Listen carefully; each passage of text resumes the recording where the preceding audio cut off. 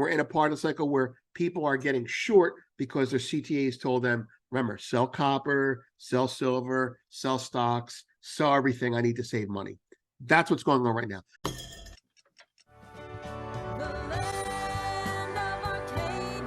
Okay, good morning, Arcadia folks. This is the Arcadia Economic Silver Fix, and I'm Vince Lanci.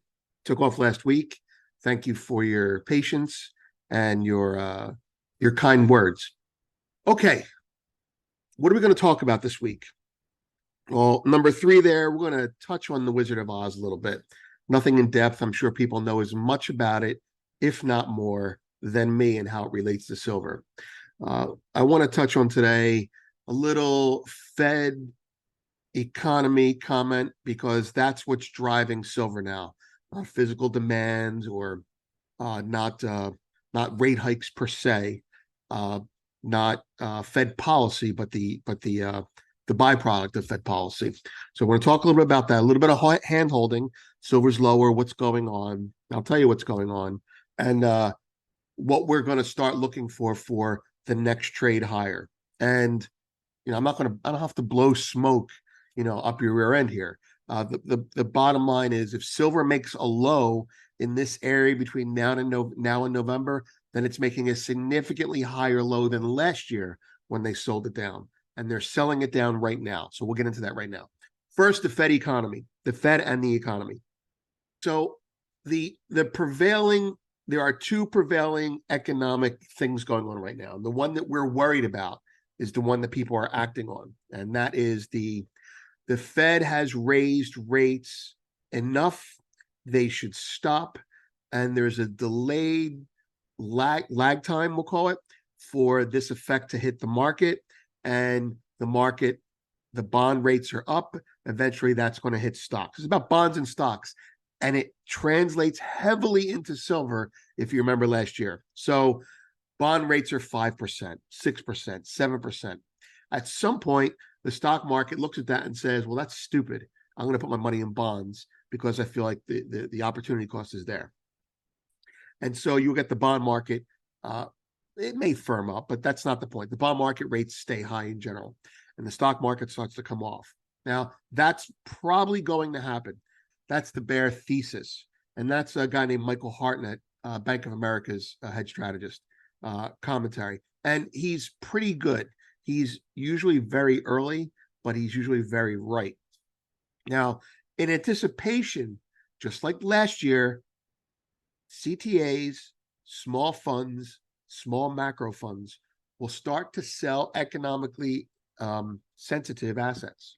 So they'll sell stocks, they'll sell copper, and they'll sell silver, and then they'll sell gold. Gold's a different story this year because there's so much central bank buying that gold can actually drop a lot more than usual. Now, just to go back to last year, it was in April of last year that the Fed started raising. And when they started raising, and GoldFix people know this, when they started raising in April, I said, you don't want to buy this dip. There are too many longs in the market, and they're getting out. And this is, remember, the war started February. The war started. Market kind of didn't know what to do. Gold led higher, and then silver caught fire, and then it kind of gyrated around up here, volatile ranges. And then the Fed said they were going to raise, and silver dropped. And it was like, oh, let's buy the dip. Let's buy the dip. And I advise people to not do that. You do what you want to do, but I said don't do that. There are a lot of longs that want to get in. That need to get out, and they did. Now, between April and September, the market was pretty much a shit show. Now, in September, in this time frame right here, I noticed there was physical demand. Remember, we were talking about EFPs. Oh, the EFPs inverted. They want physical. That's bullish on silver. And I said, yeah, it will be, but not yet. And then we actually had a little bit of rally, and then it reversed again. This is a weekly chart, and came off again. And then the EFP buying came back. People were buying a lot of silver. This is your silver squeeze stuff. This is your retail demand for coins. The U.S. not making enough coins, like Michael of the DGen says. He's right. And the Chinese demand for solar at the same time. So while the funds were selling it and liquidating and saying, I need to sell my silver so I can buy my G.I. Joe for Christmas or whatever it is they're buying these days, The Chinese were just buying it, and the coin guys were just buying it. The refiners were just buying it, right? And so it's eventually they ran out of gas selling it. And in September, I said between September 12th and 22nd, a couple of times I said, be careful. If you're short, this market is ready to go. And when the market goes during buy season, it went from, almost $17. What's the low here? This is spot. Low is $17.55, right? So let's call it $18, right? So from $18 during buy season, it ran up to 24 and change, 24.63. This move is not buy season. This move is just a market that's being bought, which is a good sign. So you have the disinvestment cycle and you have the reinvestment cycle. That's what happened last year. We're getting it again this year. Now, it's not starting in April. Well, maybe it did start in April. I don't know. Starts in May. I don't look at that as it's starting in May. I look at it. I typically look at it to start in August. So we already had a big sell-off, and a lot of these guys puked, right? But then in August you get another sell-off. So in August the market was here at $21 tops, and then went down to 1765 or something like that, right? Okay, so from here to here during the worst time of year for silver, believe me, between August and Thanksgiving is historically the worst time of year for silver flows. You had the market go, and it's, by the way, this sucked. This is the Fed raising. This is not seasonality, right? And then you had the market do this, and then buy season comes in. So from here to here, watch, from $21 to $18. Here we are starting at, call it 23.50. All right. So the market is heading into its worst time of year at 23.50 compared to 21.50 a year ago. That's a really good sign. Now, I'm not trying to make you go, oh, let's go out and buy it. I'm saying that this is a market that's in a secular change. If you just be patient, if you're a stacker, you're like, yeah, I know he's right. You don't care, right? But as a trader, I'm saying that we are now making lower highs and lower lows because it's the time of year when that happens. On top of that, they're selling it again. Okay, so you're going to have a downdraft, which brings me, so now we're in a part of the cycle where people get out, and we're in a part of the cycle where because of the end of the year, and we're in a part of the cycle where people are getting short because their CTAs told them, remember, sell copper, sell silver, sell stocks, sell everything. I need to save money. That's what's going on right now. So if you're a long-term person, you don't care about price. But me telling you is supposed to make you say, I understand it. I know why it's happening. I know where it's happening. I don't care. Move on. Now, if you're a short-term trader, you pay attention. And I'll tell you why. Because now what you have is silver, commitment of traders, right? So now you start thinking tactically, and you see that if you look on the left here, the longs funds got out at 53.7, 53 spot 700 contracts, and they dropped 14.7. Okay, so that's a big amount of longs getting out. That's pukage. It could be capitulation. It could be near a bottom. It probably is near a bottom. But what will make it go up is what matters next. So when people are out there telling you, this is it, they're always telling you this is it. Ask them when it's it. Ask them when. What I like to see is this number, 40,000 going up by 2,800. That's the shorts getting in. That's the CTAs. That's the wildebeest. That's the guys who do it all the time, and they're right, and then they're wrong. So we're looking at a seasonality play overlapping with recessionary fears. All right. So this will continue.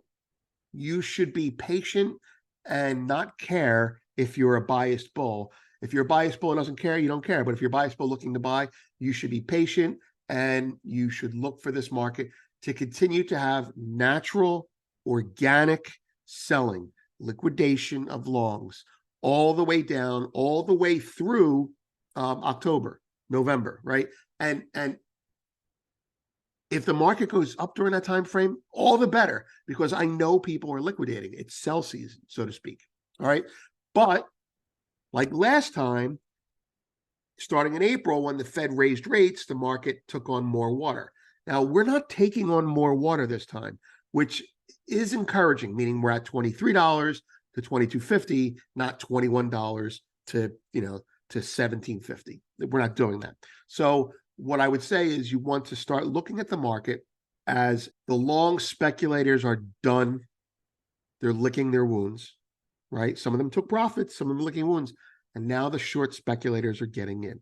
The short speculators are extremely undercapitalized, and they will be susceptible to short squeezes. This is where the short squeeze stuff actually starts. And if you want to see a short-term short squeeze, we want to look like last year to the EFP. So between now and October, right, a couple months here, right, you want to look at this and say, oh, what's the EFP doing? And if you can't see that, just ping me on Twitter or someone like Bob who looks at it, and or Chris who pays attention to this. You want to look at the EFP, but that'll give you a more of a sign. The other thing is you want to see, this is very tactical. I understand it might bore you, but as the market drops, if the open interest is getting smaller as the market's dropping, that's the longs puking. But as the market drops, if the open interest starts to go up, that's the bears getting in after it's dropped $3. So we want to see that. We want to see people getting in because it's going down. It's the opposite of FOMO, right? Or it is FOMO. It's FOMO on the downside. We want to see this. I live for this. Now, it doesn't mean I'm buying it tomorrow. It does mean that I'm looking to buy. I may be looking to buy for 2 months, but it just means that the market is in the process of getting really lopsided. You're looking at a seesaw, you're a parent, you're in the park, and you see one kid on the seesaw, whatever you call it, teeter-totter. And you see 2 kids, and you say, okay, and it starts to move a little bit, but they don't know. They're just like, oh, we're bouncing around, right? It's like, 3 kids, you're like, okay, you know what? This thing is going to just flip over soon, right? And then the 4th kid comes on, and boom, the trade's crowded, and they all get out, and they all get hurt. And that's what's going to happen. So we're just going to keep it simple that way. The other thing I wanted to mention is, before we touch on the Wizard of Oz, the other thing I wanted to mention is I'm going to start doing minors more. I think it's time to start doing minors more.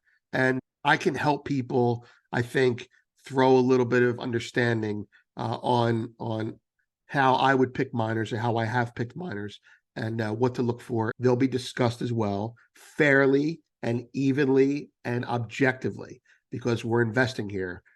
Okay, for those of you who don't know, most of you do know. So if I'm a little bit, dumbed down, that's because, there are some people out there that don't know. But the Wizard of Oz, people are not sure, but I'm pretty sure that the Wizard of Oz is an allegory for the gold standard. Now, Oz, ounce of gold. Dorothy's, I'll just throw a couple things at you. Dorothy's ruby slippers were initially silver slippers. Why did they change them to ruby? Well, they got color halfway through the movie and they wanted to have something bright there, probably. Or maybe they didn't like silver. But they were silver slippers. There are a couple hypotheses out there. The one that makes the most sense and is the Quentin Taylor one. The yellow brick road, she's being told to get home. The pathway home is to go on the gold standard. Only the gold standard. Silver on the gold standard. Silver tied to gold. Towards the Emerald City. What is the Emerald City? Gold leads to what the silver people were saying is, tying it to gold is deflationary, right? At the time, the market was upside down compared to how it is now. So gold was deflationary compared to silver, and so what you're doing is you're working from silver to the dollar, they viewed it as. So silver goes to gold, gold goes to dollars, okay? Silver shoes on the yellow brick road, bricks, and the yellow brick road leads to the Emerald City. The Emerald City is where the greenbacks are. The wizard is, he's the Fed chief, however you want to look at it. But he's a politician in general. And he's a politician telling you that everything's going to be fine, but he's a weak and powerless wizard. In the end, what does he give them all? Now, maybe it's a nice feel-good story, depending on how you look at it, but he gives the Tin Man and those 3 guys, he gives them bullshit, right? He gives them sales pitches. He gives them rhetoric. He gives them what politicians do. The wizard is a huckster. the evil witch. I don't know who the evil witch is, but that's part of it. The three friends, they were, I'm not sure exactly who they were, but of the three friends, like the Cowardly Lion was supposed to be, it might have been, I could be wrong about this, William Jennings Bryan, because he spoke very loudly, but when push came to shove, he didn't do what had to be done. I could be getting that wrong. And then you had the Tin Man, these were important politicians at the time who didn't do anything, or people who were there to help Dorothy, but she ended up helping them. So that's how the allegory goes. Dorothy is naive, young, and simple, represents the American people. She is every man led astray and seeking the way back home. Moreover, following the road of gold leads eventually only to the Emerald City. Correct, right? Which Quentin Taylor sees as symbolic of a fraudulent world built on greenback paper money, a fiat currency that cannot be redeemed in exchange for precious metals. That's right. It is ruled by a scheming politician, the wizard, who uses publicity devices and tricks to fool people and even the good witches into believing he is benevolent, wise, and powerful, when really he is a selfish, evil humbug. He sends Dorothy into severe danger, hoping she will rid him of his enemy, the Wicked Witch of the West. He is powerless. I think that might have to do with someone in California. I'm not sure. He is powerless, and as he admits to Dorothy, I'm a very bad wizard. That's it. There's a lot more to it than that. There's a lot of nuance that you people probably know better than me, but I just wanted to share that with you, that the Wizard of Oz, if you didn't know it already, she had silver shoes. And the silver shoes, the Gold Brick Road, the Emerald City, the fraudulent politician, and the three friends that were well-meaning, but really unable. And so I've got silver. I've got my silver shirt on, and have a great day. I'm Vince. Keep the faith. Well, thank you as always, Vince, for today's report. Great to get his insight as he digs into some of the seasonality factors in the silver price. Obviously, this is just around the time last year where we did see that price drop below $18, and fortunately has rebounded quite a bit since then.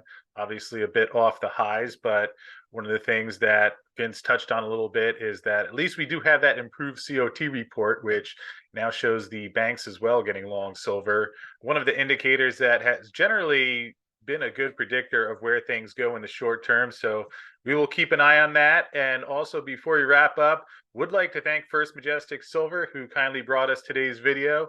We did have earnings out from First Majestic back on August 3rd. Obviously, the main driver for First Majestic Silver this year has been the shutdown of Jarrett Canyon, which left cash costs at $15.58 per silver equivalent ounce in the second quarter. They were also dealing with a higher Mexican peso, which impacted earnings and has led them to implement a series of cost-saving initiatives that they expect to take hold in the third quarter and leave second half cash costs at a range of $12.23 to $12.89. And also they had an all-in sustaining cost in the second quarter of $21.52, although they are expecting that to settle down to a range of $17.69 to $18.92. Now that production at Jarrett Canyon is being phased out, where they did have that higher all-in sustaining cost. Of course, you can find out more about First Majestic at firstmajestic.com. And again, thanks to First Majestic for helping us to bring you the show every day. Hope you're having a great afternoon out there, and I will see you again tomorrow.